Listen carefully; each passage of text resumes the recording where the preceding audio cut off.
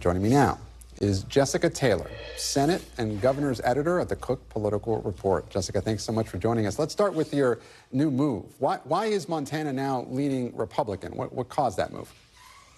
We've seen successive polls, both public and private, where Tester's Republican opponent, former Navy SEAL Tim Sheehy, is leading. Now it's very close, and I think some of the internal polls are closer than some of the public polls. They've shown anywhere between a 6 to 8 point lead.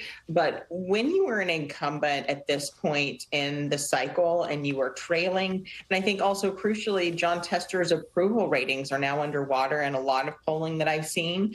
And when we look back where he was elected in 2006, defeated a Republican, he won in 2012, even as President Obama was winning the state, and then in 2018, which was a very favorable midterm year. But Republicans really struggled to sort of get him underwater in those races, and so they feel like they've sort of really cracked this code. Tim Sheehy has been running positive ads about his military background, trying to portray himself as Montana enough, emphasizing that his kids were born there. Now Jon Tester is still emphasizing where he breaks with his party, and they've targeted Sheehy for comments that he's made, his business investments and different things. So Democrats still feel like they have enough to prosecute. We're not saying that Jon Tester is completely out of this. He's been a political survivor.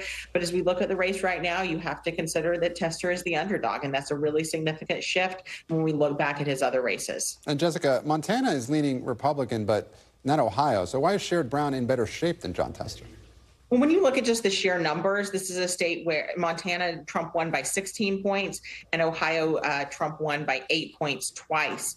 And again, I go back to, I think it looks at the candidate quality that Republicans have running there. Tim Sheehy has spent more on air by himself and has really tried to portray himself positively, telling the story of who he is as a veteran, as an owner of an aerial firefighting company. Now, he didn't have a primary in the Ohio race with Sherrod Brown. There was a competitive primary where a lot of negative ads were spent. Bernie Moreno, a former luxury car dealer, emerged from that primary, but Moreno was largely dark over the summer. And I've talked with a lot of Republicans that feel like that was a misstep, that he should have been airing positive ads in the same way that Sheehy was, to sort of give voters a reason to vote for him. So we have seen polls, again, very close, but Brown is still winning there. Even as Trump was winning by 10 points in some of those polls. Going back to 2012 race with Tester, he was able to outrun Obama by 7 points, but double digits just becomes hard.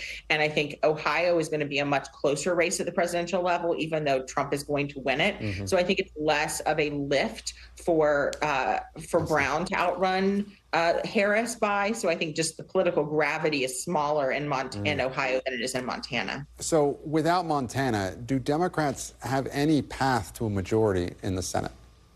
It's incredibly slim. That means that they have to find another seat to flip.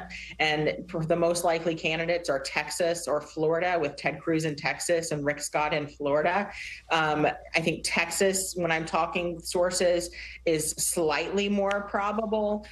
You have Colin Allred, a congressman there from the Dallas area, who's been raising a lot of money.